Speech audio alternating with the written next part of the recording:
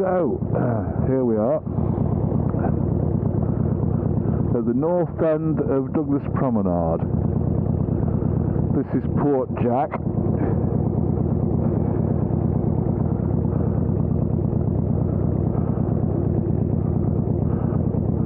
And we're going to go south now, and then we're going to go up as far as Douglas Head.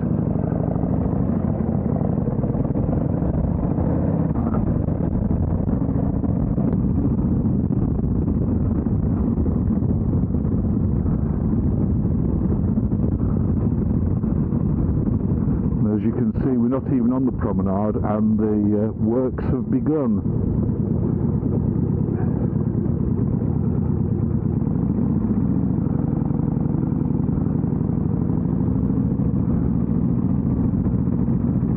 On the right is the remnants of what used to be the Summerland site, which government told us when they pulled the old Summerland down it was a very valuable piece of real estate that people would be queuing up to redevelop.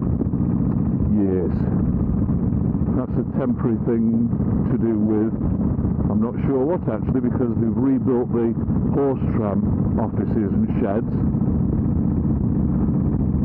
and now we're into the 20 zone, so we're about to encounter the joys of the Douglas Promenade regeneration scheme. As you can see, much work is going on the left hand side here, and much work is going on the right hand side here. Oh no, there's no work going on either side. The bit of tarmac that I'm driving on is, I presume, a temporary surface, because there's a big lump here, and then up onto the red bit.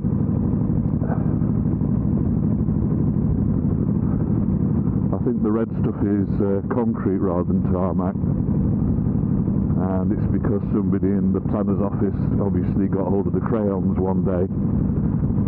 Business is badly affected on the right hand side, and as you can see, not a single person working,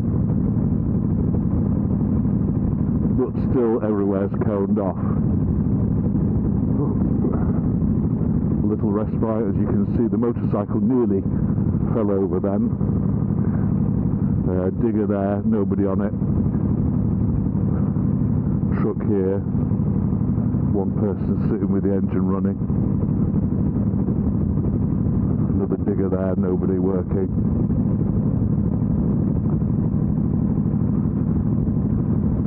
So you can imagine why residents and businesses along the promenade are a bit miffed.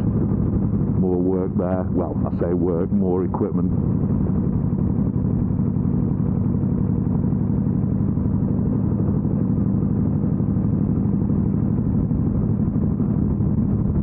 And here an extensive amount of work. I've got a friend who lives in one of these flats, one of these apartments, and says that it's constant, the noise and the activity. I don't know quite what the activity is, there are only two fellows working there.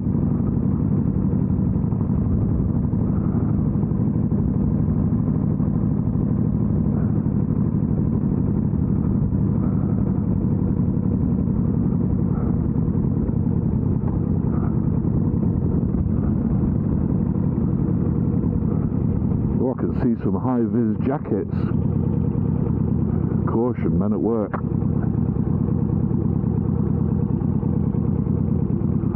And for the avoidance of doubt, I don't blame any of these fellas for the fact that this scheme has gone over budget and over time, and that the finished job is going to be half of what was originally promised at probably twice the amount of money. If there is a problem, I think it's higher up in the Department of Infrastructure.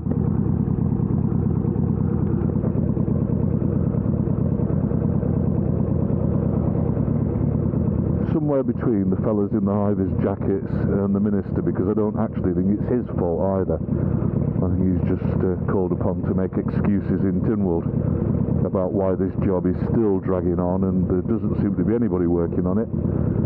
and it's a case of the blind leading the blind, or so it seems.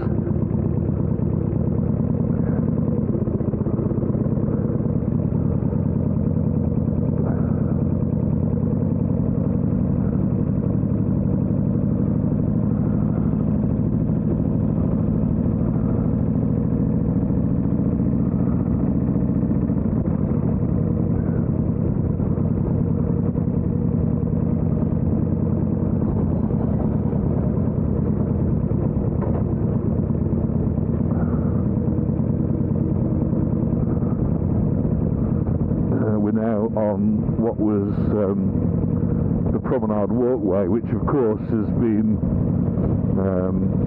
pretty much destroyed by having traffic on it, which I presume it was never really intended to carry. See lots of equipment, not very many fellas working. There are a couple there. Yeah, this Promenade Walkway has become the access road, effectively, or the through road. Not really intended for that, so this is being destroyed. So as soon as the Promenade Road scheme has been sorted out, they're going to have to come back and redo the Promenade Walkway, which is probably another 5 years and 50 million quid job.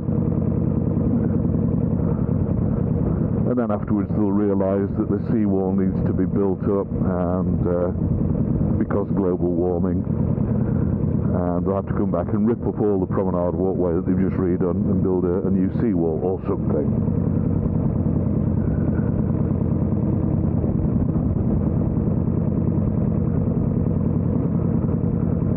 So we're on the diversion, and as you can see, there isn't a vast amount of work apparently going on along Loch Promenade. You see the odd high-vis jacket, but it's hardly an army of highly skilled workers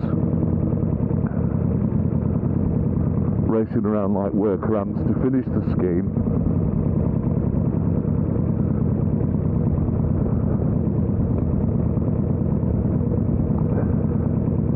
It would be tempting to believe the conspiracy theory that all the blokes working on this scheme are on an hourly rate, and therefore it's not in their interest to hurry up. I'm sure that that's completely untrue.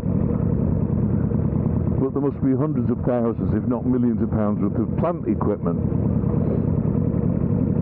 just sitting idle with nothing happening and no signs of much happening. Oh, got one working there.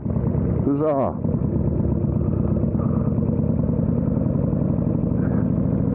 And so, the sea terminal and the southern end of Douglas Promenade. I say, they're a very pretty girl.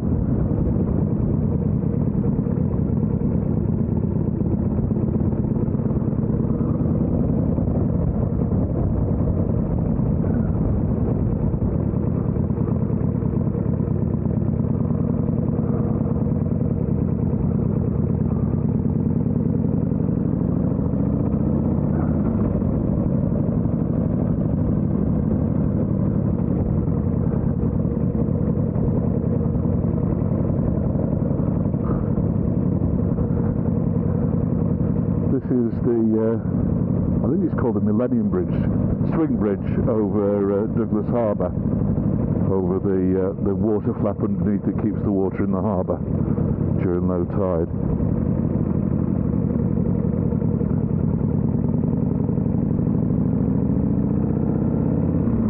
So we're on the South Quay here.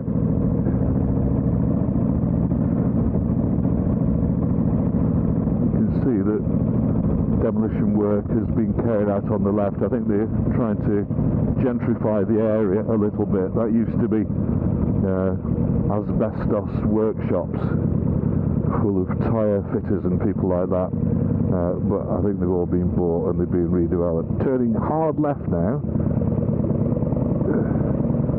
so not much of an entrance to Douglas Head. If you didn't know where it was, you would miss it. Not that there is much up there now, although during the heyday of the Isle of Man's tourism industry, during the Victorian era and later, apparently there was an amusement park kind of thing, fun fair, and all sorts of holiday attractions on Douglas Head. At the moment we have a road that would make a good test track for Land Rover.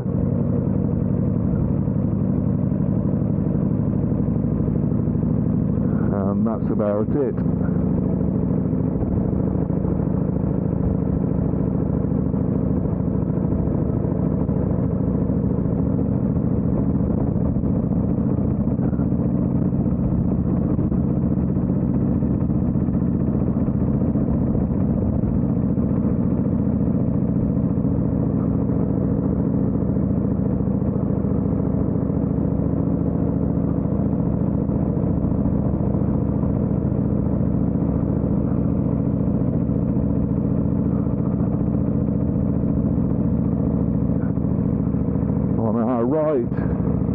Up on the hill there by the transmitter mast is Broadcasting House, which is where I go for the day job, and beyond that the posh apartments. So we're on Douglas Head now, posh apartments in front, and this is Marine Drive now, which goes to nowhere. It used to go to Port Sodrick, which was another holiday sort of a favourite, but then part of this coast road collapsed and it was never repaired. So it goes for a while. And here's this is the gateway to it, which is all very sort of period, isn't it? 1891, there you go.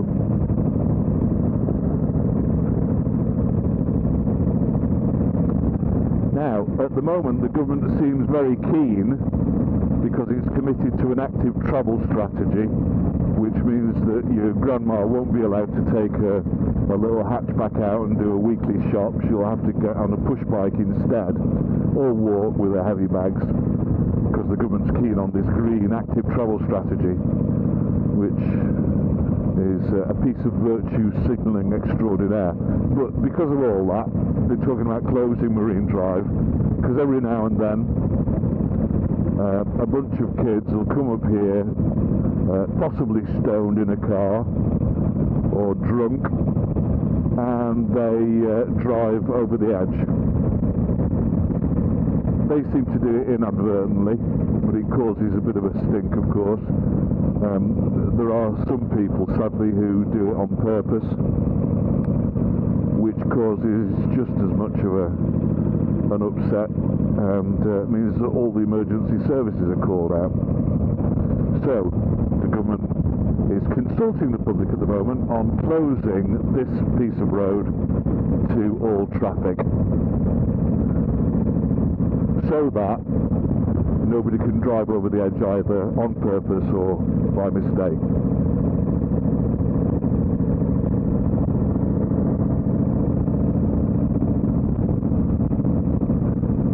Now, forgive me for saying this, but I think Darwin had some pretty good ideas about evolution. And basically, if you're in a car and you drive over the edge of this, then the problem isn't the road, it's you as the driver. And instead of closing this road to hundreds of people who really enjoy coming out here, maybe with the car, maybe bringing aged rallies with them, to sit and have a sandwich and a flask of tea or whatever, which seems a perfectly sensible thing to do, but they're going to be stopped. I mean, there are also people who get involved, allegedly, in dogging and all that kind of thing as well. But, you know, let's face it, dogs need exercise.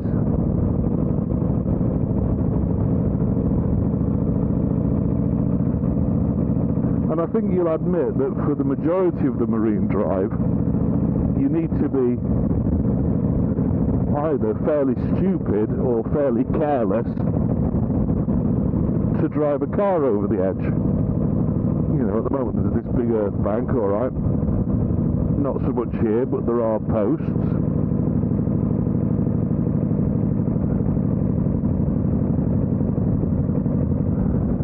people out enjoying themselves, maybe driving out here, getting the dog out the back of the car, taking it for a walk. And this is as far as we can go.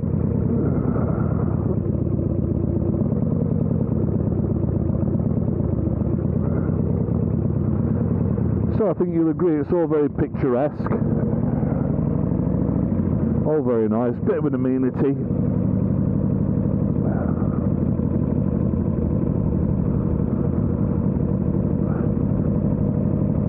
The greenies all think that it's got to be closed because every couple of years a car goes over the edge.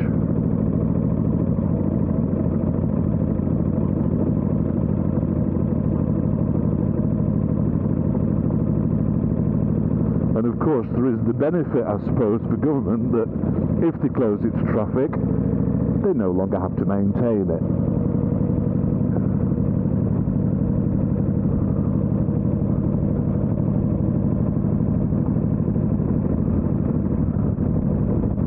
So a win-win for the Department of Infrastructure.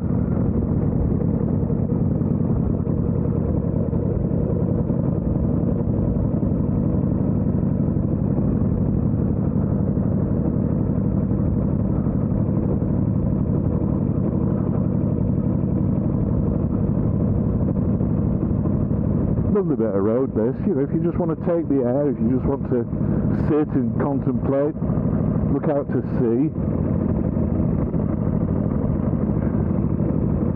On a clearer day you can probably see the Lake District over there.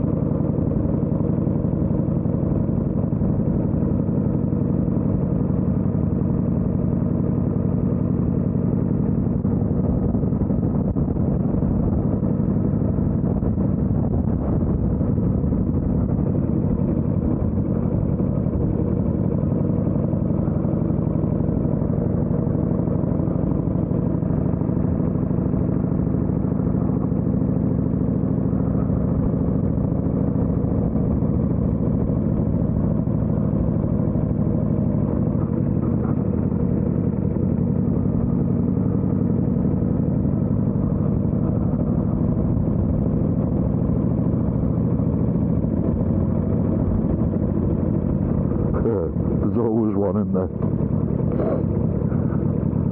Oh no, we don't want to go to the end and turn around. No, no, 3-point turn here, that'll do us very nicely. And look, we've got our masks on.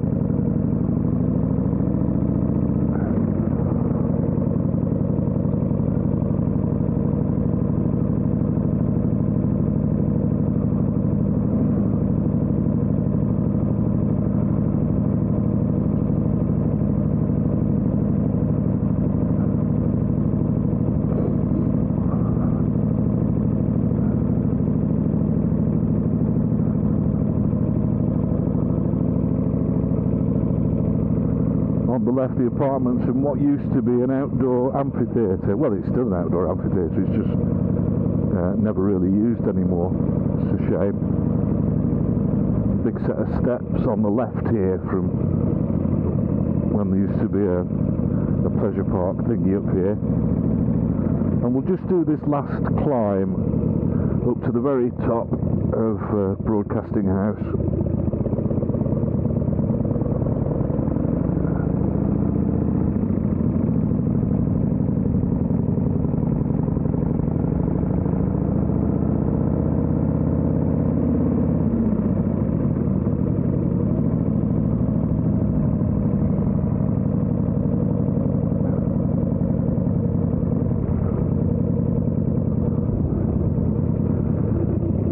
So these are the posh apartments.